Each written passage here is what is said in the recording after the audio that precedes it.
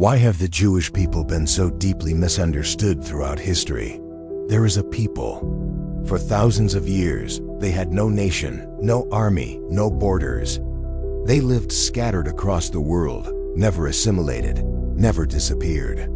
And because of that, they were seen as outsiders. They read books when most of Europe was still illiterate. They wrote down laws while empires were still sculpting gods. They prayed to one single God when the world still believed in gods of thunder, lightning, and war. But that very difference made them a thorn in the side of every civilization.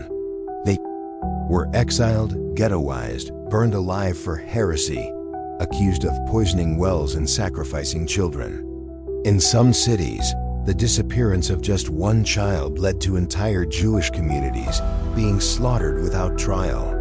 In World War II, they were gassed, rounded up, burned in camps, not for any crime, but simply for being Jewish. But that wasn't the end. After the Holocaust, they rose. They studied. They worked. They became doctors, scientists, Nobel laureates, and built a nation from sand and blood. Still, the hatred did not stop. They are now called the invisible hand that runs the world. The ones who control banks, media, and Hollywood. The secret power, the global Jewish conspiracy. Who are they to be misunderstood on such a massive scale? Why do the biggest conspiracy theories, from Hitler to the Illuminati, always involve the Jewish name? And what makes the world both admire, fear, and suspect? A people that makes up less than 0.2% of the planet's population? In this video, we'll travel back in time to uncover the truth behind the millennia-long misunderstandings. A truth that might completely change how you see the Jewish people. A people without land, who planted knowledge. They were exiled from their homeland, but wrote books that reshaped civilization. They were condemned for heresy, but birthed quantum physics, psychoanalysis, and modern finance. They had no land for millennia, but sowed seeds of wisdom across continents. This isn't just a story about the Jewish people. It's a story of intellect surviving prejudice, of books burned, but ideas that refuse to die. Welcome to Books of the Elite, where we decode the books, minds, and beliefs that forge the silent strength of history's greatest communities. No clickbait, no dogma, just original thinking and truths long buried. Why were they feared? They didn't begin as an empire. No fertile Nile like Egypt, no glorious legions like Rome, no homeland to even build a library on for centuries. But they wrote. While ancient civilizations boasted about pyramids, gods, or conquests, the Jews chose something else: memory. They documented everything: legends, laws, daily life, as if writing was the only way to preserve identity when everything else could be stolen. When the Jerusalem temple was destroyed, they rewrote every prayer. Exiled to Babylon, they hand-copied the Torah not for worship, but for remembrance. Expelled from Spain in 1492, they carried the Torah in cloth sacks, not gold. And in Nazi camps, some hid fragments of the Talmud in their clothing. Because wisdom, unlike the body, could survive barbed wire.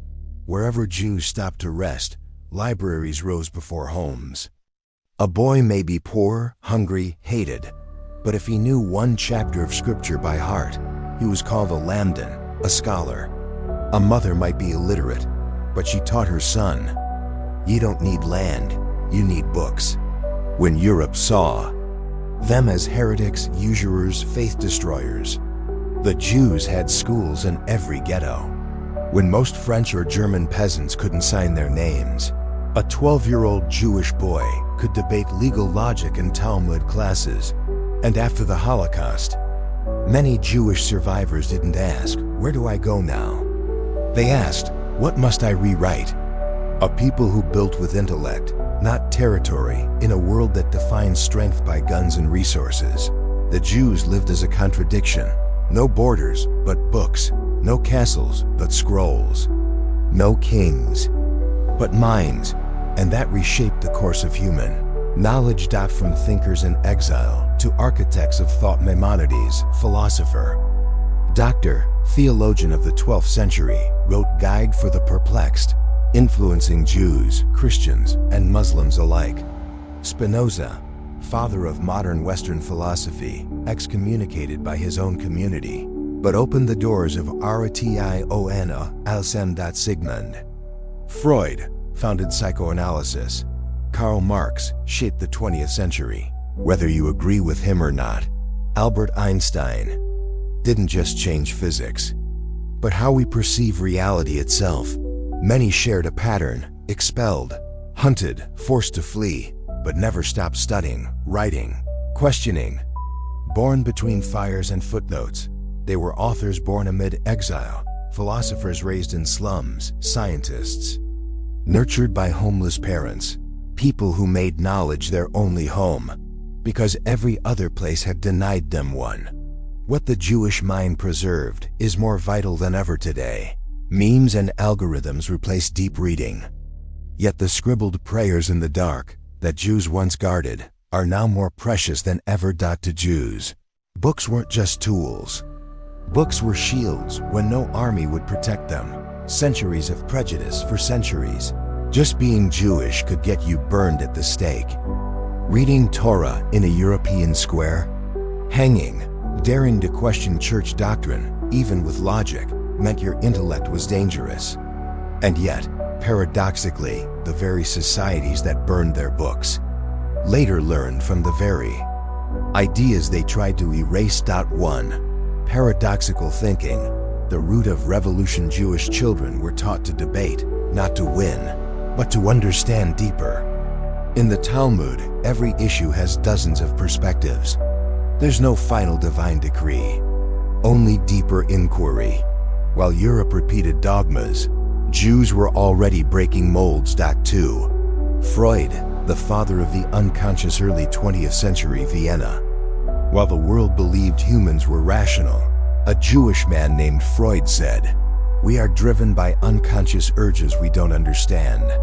He was mocked, ridiculed, but now therapy, Hollywood, modern art, all bear his fingerprints. His ideas weren't born from sterile labs, but from generations of Jewish introspection. 3. Einstein, redefining the universe. Also Jewish.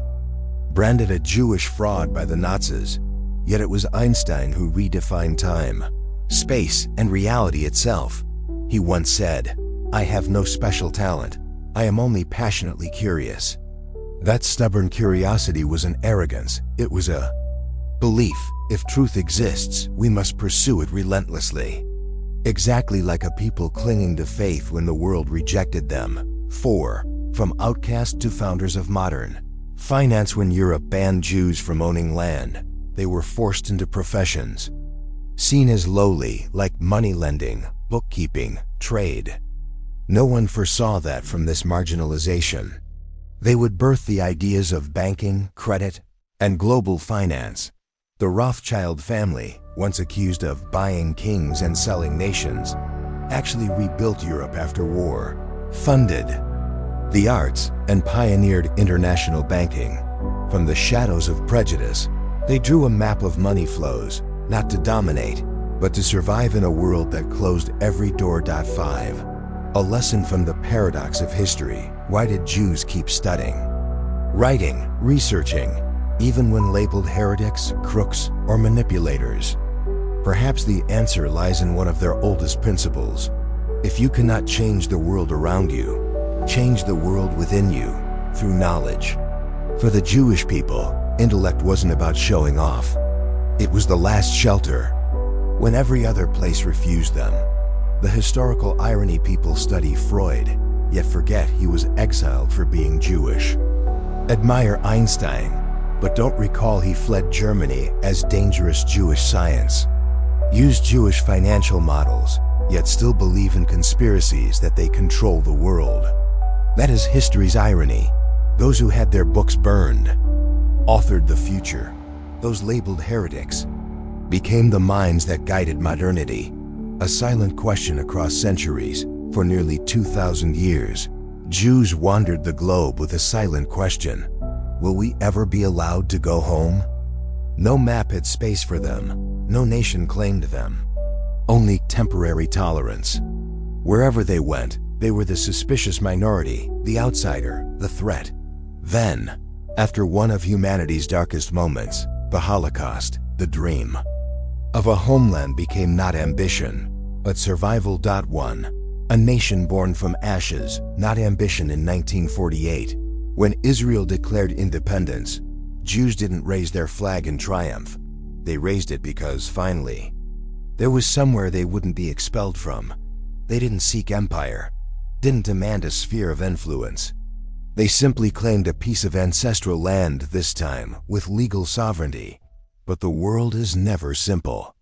The issue was never that Jews sought a nation, but that they returned to a land where others already lived. Point 2. When the return is seen as invasion to Jews, returning to their ancestral land was rebuilding memory. To many Arabs living in Palestine, it felt like strangers demanding space. Israel was born in tension, in war, in resistance. They fought to survive, but in doing so, others were displaced. From victims, Jews became a people with borders, an army, a state. And instantly, they were seen with suspicion. Are they now the new oppressors? 3. Moral paradox. Who's the victim? The Israel-Palestine conflict isn't black or white. It's two overlapping histories. Two wounds clashing. Jews expelled from Europe, now accused of expelling Palestinians.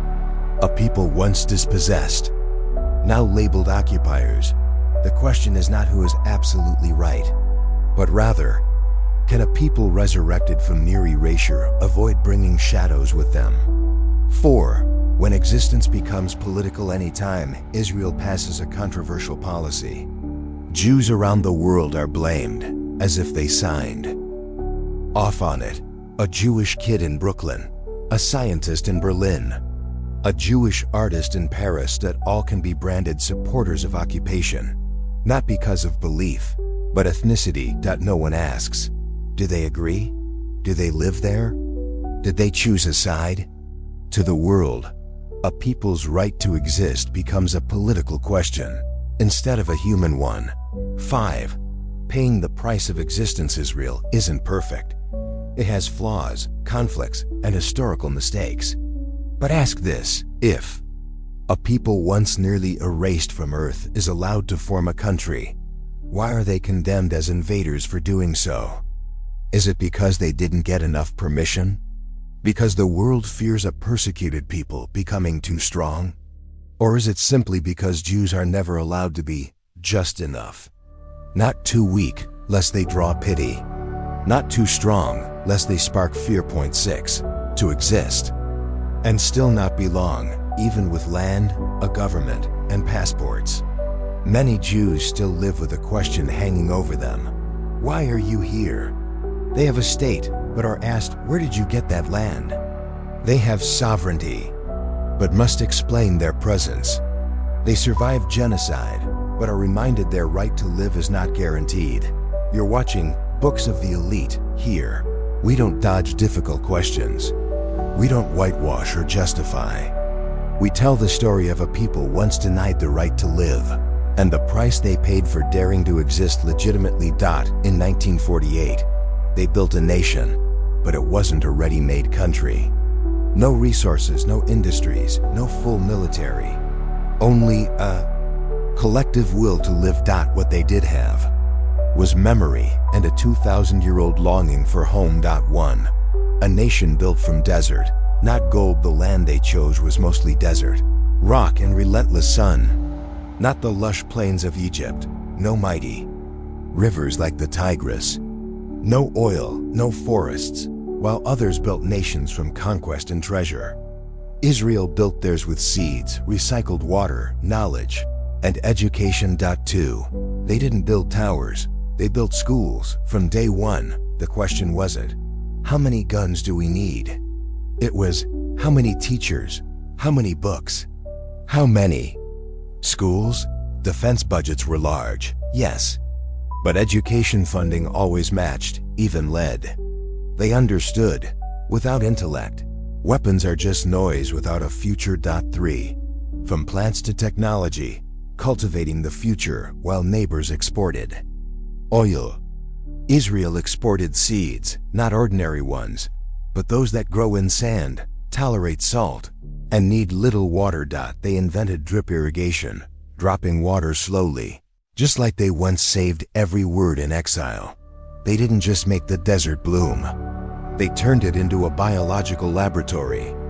Like books, their seeds were shared, not hoarded.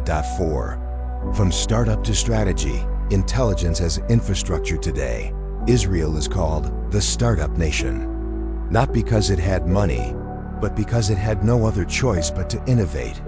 A country the size of a province, under 10 million people, yet home to over 6,000 tech companies, global R&D centers, and the highest per capita venture capital in the world. From medical devices to defense tech, cybersecurity to AI, the former exile has become an incubator for tomorrow. 5. But they don't forget where they started at Yad Vashem, Israel's Holocaust Memorial. Every student must visit at least once, not to fuel hatred, but to remember this country wasn't born of conquest, but survival. And what they have isn't pride, it's responsibility. 6. A flawed nation, but one that self-reflects. Israel has disagreements, internal strife, global tensions. But walk into a Tel Aviv cafe and you might hear a poet debating a veteran, a student questioning a professor on war ethics, a politician being challenged by a teenager. That's something empires never had, but Jews have always practiced. Truth isn't handed down, it's argued for. 7. A nation that builds minds, not walls. Israel is a Jewish state, but also a place where Arabs sit in parliament. Muslim and Christian startups apply to innovation grants. LGBTQ couples can marry.